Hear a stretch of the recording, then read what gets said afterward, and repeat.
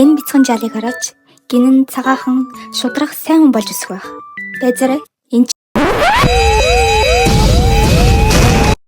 Адольф Хитлер 1889 онд Австрийн Браунау хотод эцэг Алойс Хитлер ба эх Клара Петцл нарын хүү олон мэндэлжээ. Хитлер багадаа хүүхдүүдэд танигдсан байлдаж тоглох, ном унших дуртай хүүхэд байв.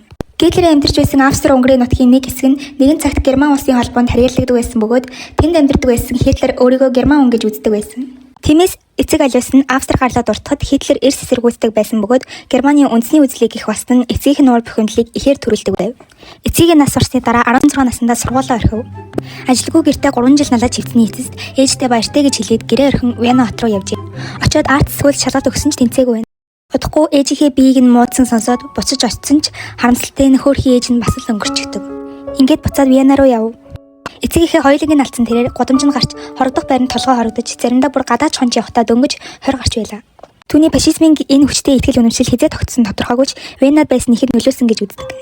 Учир нь хотод еврейчүүдийг үзэн ядах үзэл маш их байсан ба баруун жигүүрийн консерватив үзэл баримтлалыг илэрхийлсэн еврейчүүдийг хавчин гадуурхсан сонин нийтлэл их байв. Хитлер үүнд татагдан орж өөр бусад хувилдааны онолдод итгэн Герман арийн хүмүүс бол хамгийн цэвэр ариун харин еврей хүмүүс хамгийн дорд гэсэн үзлийн бүрэн итгэгч болов.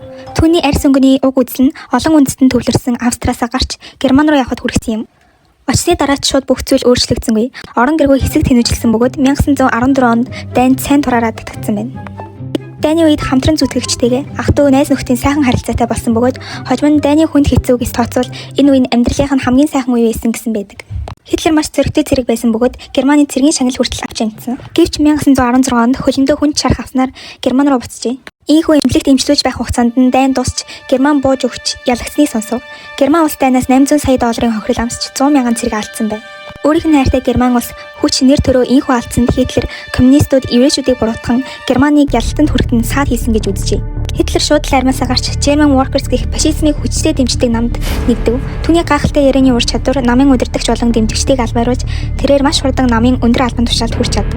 Тэр намдаа өөрчлөлт хэрэгтэй гэж үзэн нэрийг нь нацист болгон өөрчлөв. Нацистуудын явуулсан суртал ухуулга түүнийг хамгийн сайн удирдагч мэтээр харуулж тэр өөрийгөө Германы буцаан хөл дээрнд босгож чадах цор ганц нэгэн гэж батлан хэлсээр л байлаа. Үүнээс үүдэн нацист намын нэр хүнд 1932 он хүртэл огцон өсөж нацист нам Германы хамгийн том нам болов. Ийхүү Хитлер 1932 онд ерөнхийлөгчийн сонгуульд өрсөлдсөн ч Хеденбургт 16% саналаар ялагдав. Гэвч тэр хамгийн том намын удирдагч болсон болохоор ерөнхийлөгч Хеденбургээс өөрийг нь чанслер болгож өгөхийг хүсч Хитлер 1933 оны 1 сард чанслер болов. Гэвч тус оны 2 сард Германы парламентын ордонд гал гарчээ. Хэн гал байсан нь тодорхойгүй ч түүхчид үүнийг нацистуудын хийсэн хэрэг гэж таамагладаг. Хитлер харин уг үйл явдалд коммунистуудыг буруутгаж Хеденбург ерөнхийлөгчийг ятгаж онцгой байдлын тушаалд гарын үсэг зуруулан бүх коммунист болон бусад улс төрийн өрсөлдөгчдөө шоронд хариулж чаджээ. Энэ үеэр Хеденбург нас орсноор Хитлер санснаа хэрэгжүүлэх төгс цаг үе гарч ирв. Тэр парламентод өөртөө ирээдүйд бүх шийдвэр хуулийг гаргахыг зөвшөөрсөн хуулийн төслөө танилцуулж энэ нь ч дэмжигдэн 2 сар чанслер байсныхаа дараа Гитлер диктатор болов. Диктатор болсныхаа дараа өөрт нь төвөг утсан шүдний өвчин болсон албан тушаалтнуудаа гэр бүлийг нь хамт нийт 200 гаруй хүний цааш нь харуулжээ. Үүнээс хойш Германы нөхцөл эрс өөрчлөгдөж иргэдийн үзэл бодлоо илэрхийлэх эрх, жигсаал цуглаан хийх эрх бүрэн хязгаарлагдав. Хитлер 6 сая еврейчүүдийг хомроглон устган нацист Германы залуучуудын байгууллагыг байгуулав. Хитлер дэлхийн 2 дугаар дайныг улсаа улам хүчрхэгжүүлж илүү их газар нутгийг эзэлж авах гэж хэлсэн ч түүний түрэмгий олон буруу шийдвэрээс болж Герман улс дэлхийн 2 дугаар дайнд ахин ялагдал хүлээв. Улмаар 1945 оны хавар Герман дотооддоо зөвлөлт толгойд улсын хүчтэй товчлогоонд эзлэгдснээр тэрээр гарах гарцгүй болж 1945 оны 4 дугаар сарын 30-нд насан эцэлжээ.